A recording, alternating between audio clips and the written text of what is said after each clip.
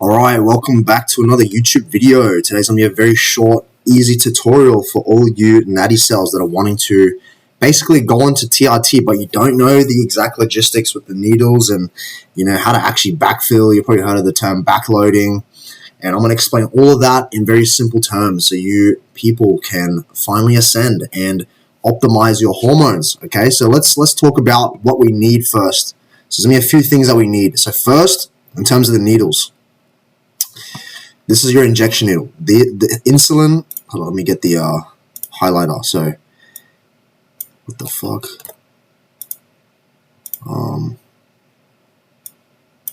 So this insulin needle, 29 gauge.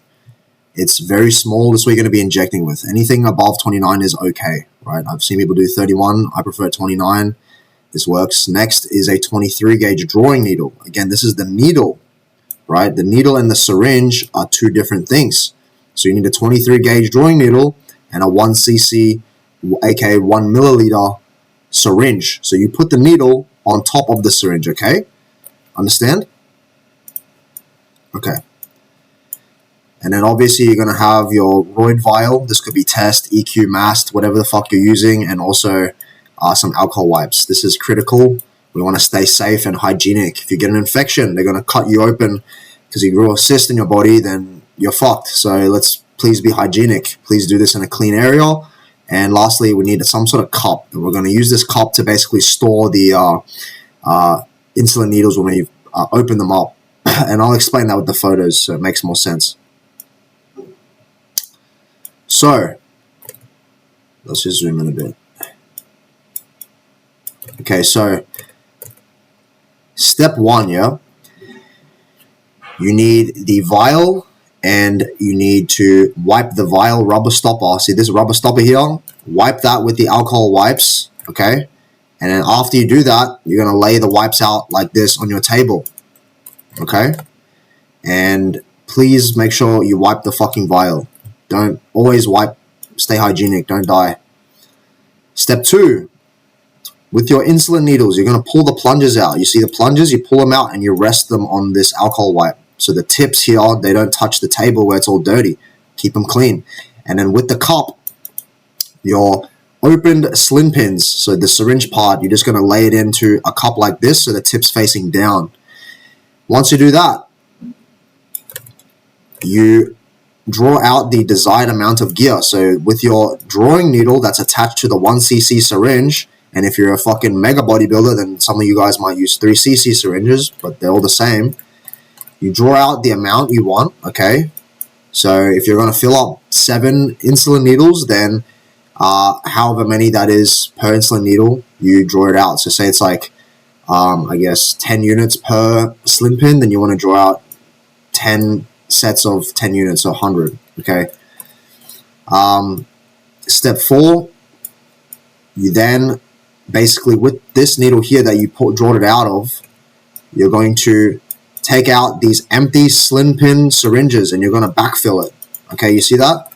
You hold it up with one hand here and you put the other hand on the needle that you used to draw the gear out, and you're just going to shoot it into the back of the slim pin. That's why it's called backloading, aka backfilling. Okay, yeah, you're just going to fill it up. And you're going to measure it by looking at how much is in, okay? Let it fall down to the bottom and read it. Make sure you're measuring how much milligrams you need. After you fill this out, then you can put it back into the cup. So you can use 2 cups like in this photo. I like to use 1 cup because it's fine. And you want to make sure the tip is obviously facing down so the oil doesn't leak out. And then you're going to repeat that 7 times or however many times you want. And then once you do that, basically you're going to get these plungers and you're going to put it at the back of the syringes, and then you're going to tip it upside down so the oil falls back down towards the plunger, okay? And you don't want to press it in too hard or too soft. It just has to be resting at the top, the entry, because if you put it all in, you cut the air out. The oil won't fall down necessarily as easily, and if it's too loose, then the oil is going to fall out. So what you do is you grab the syringe and the plunger, put the plunger just at the back, flip it over, right? It's at the back, let the oil fall down, and the amount of pressure you're putting on is just enough. Like, don't overthink it. You're just putting it at the end and let it fall down, okay?